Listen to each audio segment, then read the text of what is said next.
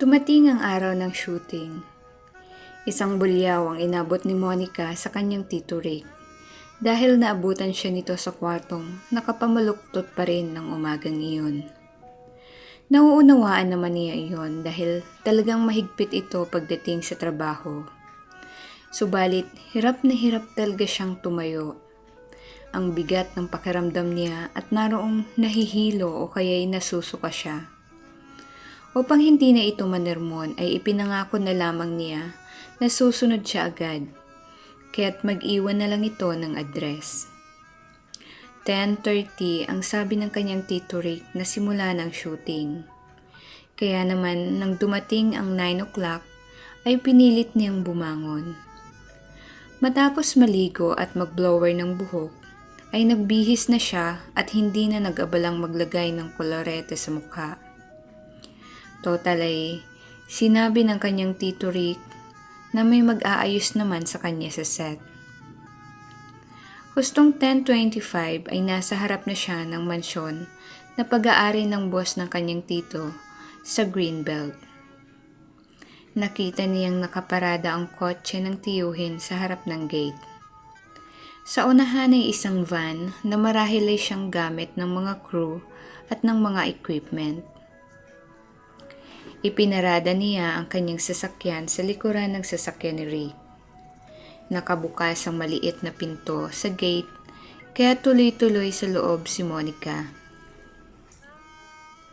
Sa maluwang na garahe ay tumambad sa kanya ang latest model ng Jeep Wrangler, glossier metallic color, at isang Toyota GR Supra, deep blue metallic.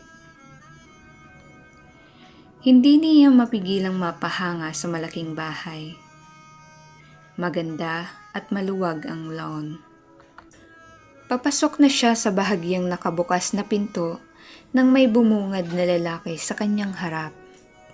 Binati siya nito sa baratonong boses at nagwikang muntik na siyang mahuli sa itinakdang oras ng shooting.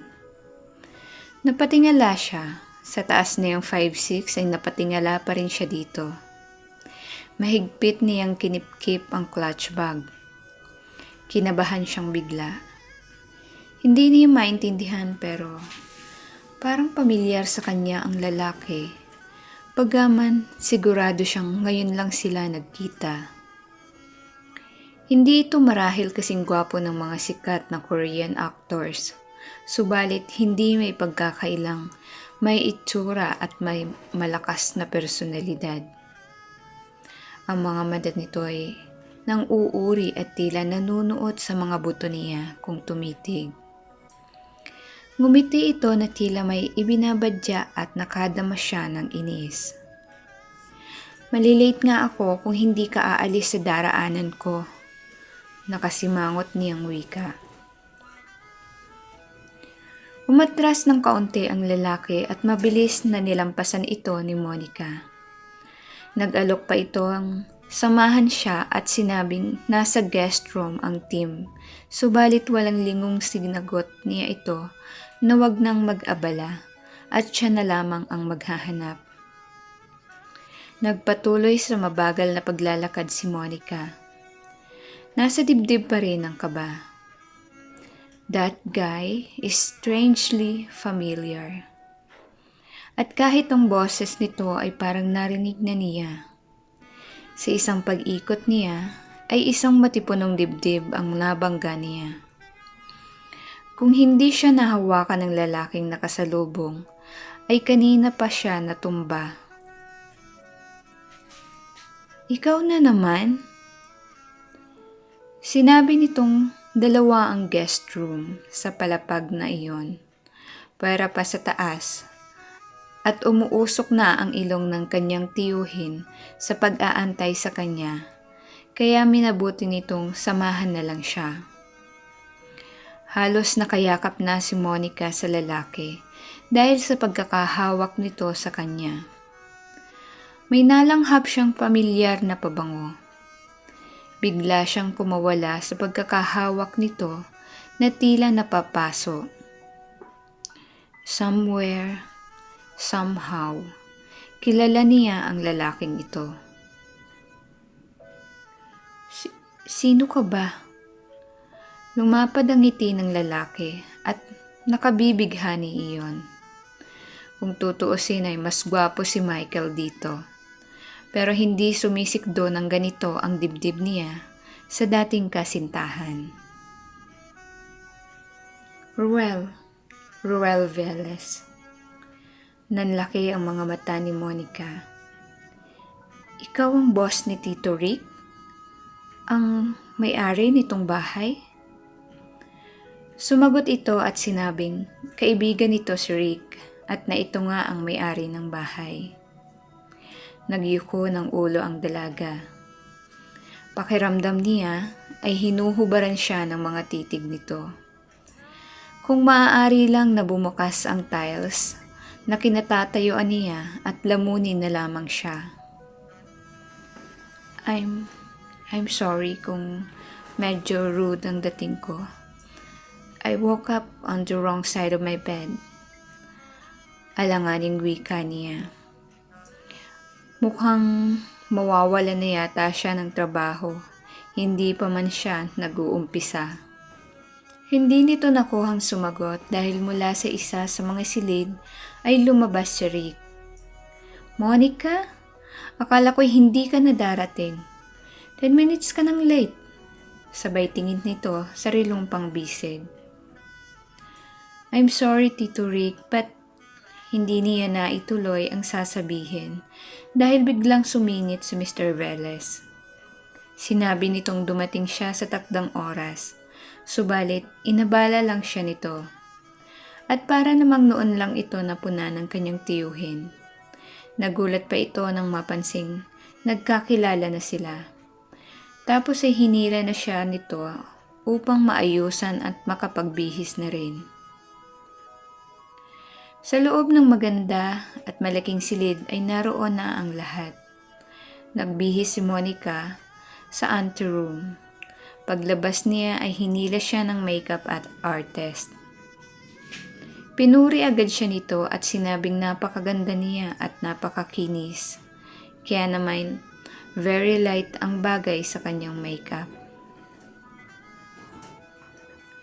Hindi magkamayaw si Rick sa pagbibigay ng instruction sa lahat. Ipinaliwanag nito sa kanyang wala munang dialogue. Ang eksena ay bagong gising siya at kukunan ng close-up ang kanyang mukha. Saka itinuro nito sa kanya kung paanong pwesto sa brass bed. Sa tingin ni Monica ay napaka-erotic ng dating sa kama.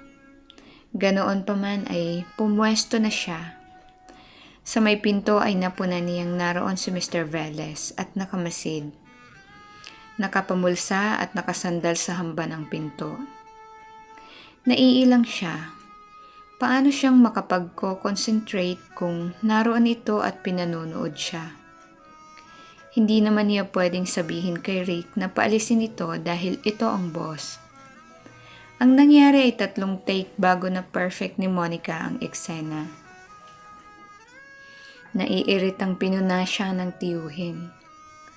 Humingi siya ng paumanhin dito, kaya naman nasabi na lang nito na pagbutihin niya sa susunod dahil mauubusan na sila ng oras.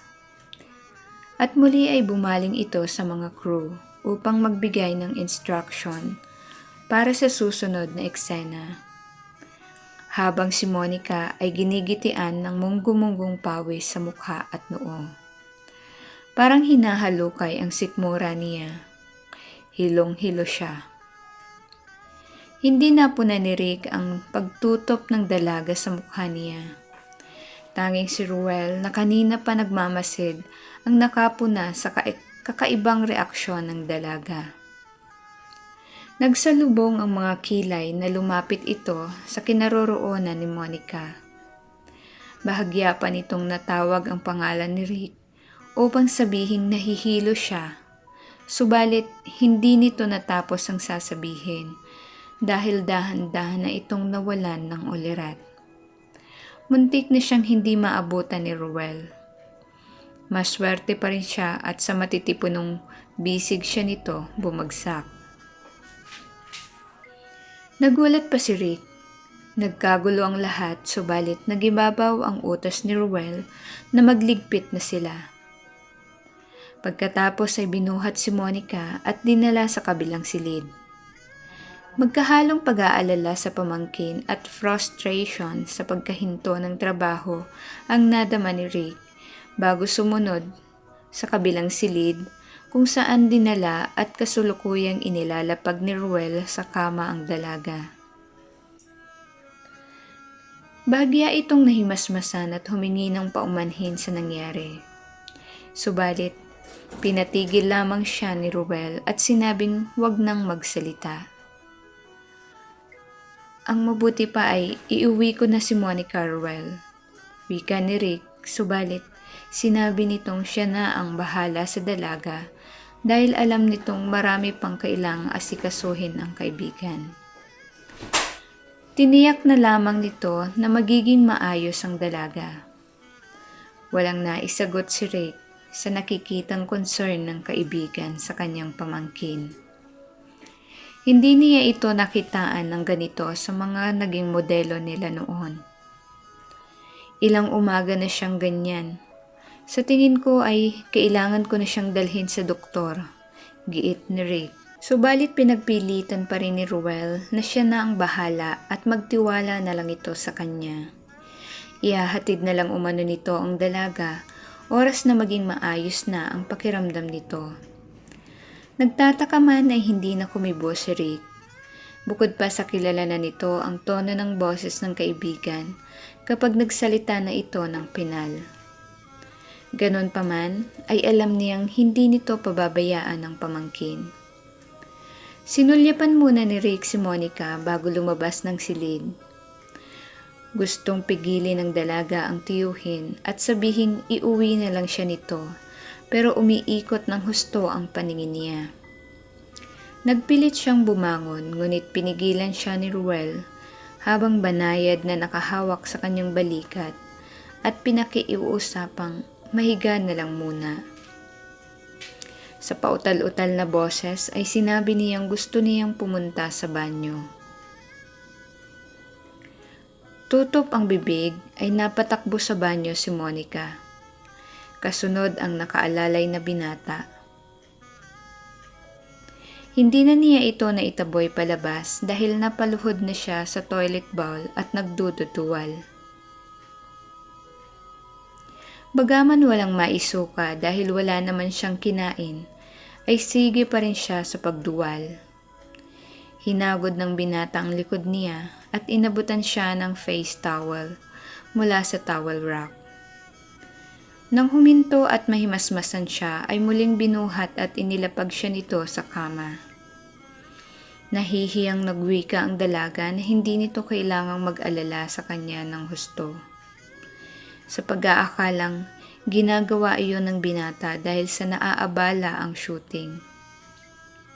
Muli siyang humingi ng paumanhin dahil alam niyang may hinahabol silang deadline. Nagulat pa siya nang iba ang isinagot nito. Nagtanong ito kung ilang linggo na siyang nakararanas ng ganoong pakiramdam.